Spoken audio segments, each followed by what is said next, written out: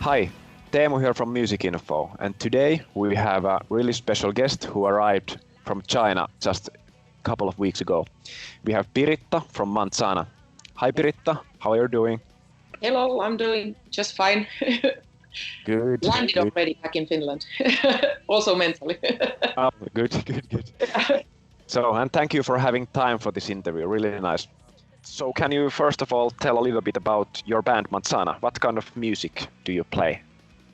Manzana is rock metal, sort of not the hardest rock and roll, but it's quite heavy music, but we have lots of pop melodies. So sometimes people describe it like Roxette meets Rammstein or something like that. Oh, that's a nice combo. Yeah. Industrial vibes also. Well, we have machines and stuff, but rock band.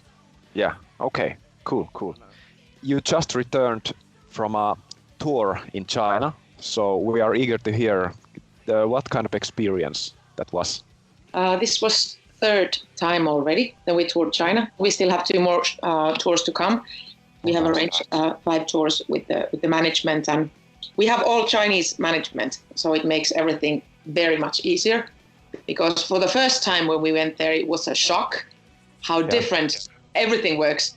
And we were just following our Chinese tour manager, and don't leave us here, we cannot find anything. And it's it is total. We cannot find anything. Because we tour in a smaller places, in a Chinese funny way, when they say this is small village, only 5 million people. So we tour the small cities. Of course, Beijing and Shanghai are very different because they have been open for many years, and it's very, very Western in many ways. Yeah. I see. Yes, but so it was a bit of a shock how difficult it is to actually get anything done, to buy a train ticket or whatever in the smaller places. But then when you start to getting a hang of it, it's like it's really, really cool. There's never a dull day. Always something happens. I believe you. How long was the tour?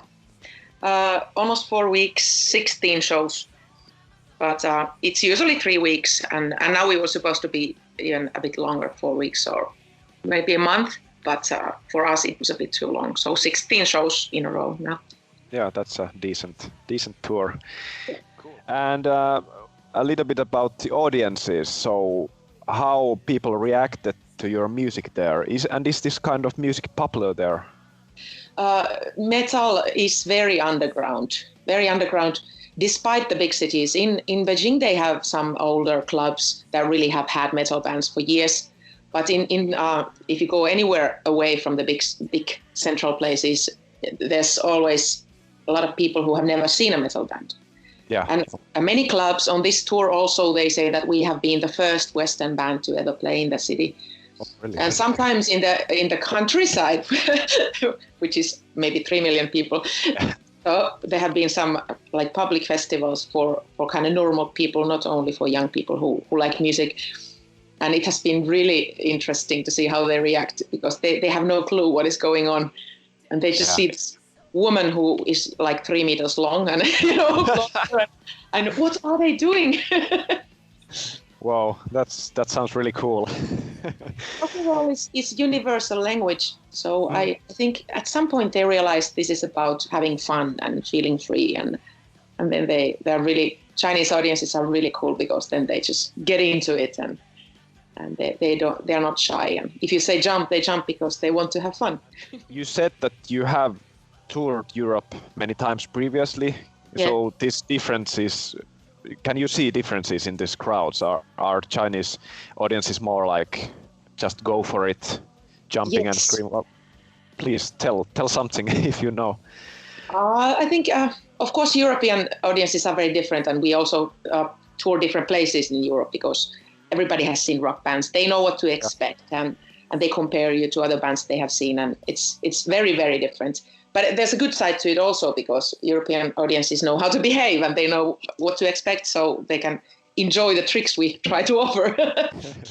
So sometimes the Chinese, they don't understand what we try to do, and then the management sometimes tells us that you can show them, you can do this and you can scream and everything. So it's very different. But then also when we have had kind of more club-like shows in China, like in Shanghai or Beijing, it's very normal. It's a metal show because there is the audience who has seen many bands and they play in a band.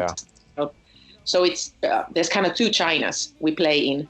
We play in the normal metal China, and then we play in the very different China. Yeah, I see. Okay, interesting. And the ones who are making metal music in China, they are very enthusiastic because they are building a new culture, and they are so like, yeah, we want to get more of this, and they have lots of bands and good bands also. Oh, amazing. Yeah. Okay, so you ended up touring there. You were invited by your label management. Yes. Correct. Okay. So, do you have any advice for artists who are trying to get gigs in China?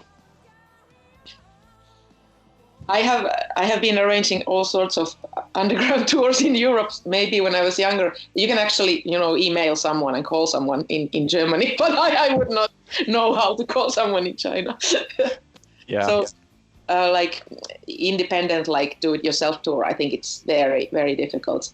So maybe it's just best way to approach Chinese managements or some people who have really good connections to China, because the society and the business and everything, it works very differently to Europe. So it's difficult to know who to contact. Yes. So you must have management who knows the China way. Yeah. So you need to know the customs and if you do like promotion, it should be native language and yes. Yeah. Do you have anything else to add? That's pretty much it. Not really, except that music works everywhere. It's always after show you feel very close to anyone. It doesn't matter what country it is, and it also works in China. It's magic, and then they come hug you and just like yeah, I was there. Hey, I am here too. Oh. So the music is sort of a strange thing too. It doesn't matter if you don't know the language or whatever. Yeah. It's always the same. That's true. Beautiful. You're correct. Yeah, it's beautiful. Okay. Thank you for this interview. It was great. Thank you. And for the viewers, if you have not yet checked out Manzana, check out their music. The links are in the description. And if you want to play yourself in China and tour there like Piritta has done, you should get started by getting your music there, distribute your music there, and promote it in the native language. And good way to start that is to visit our webpage musicinfo.io. Thank you. Bye. Bye. Bye.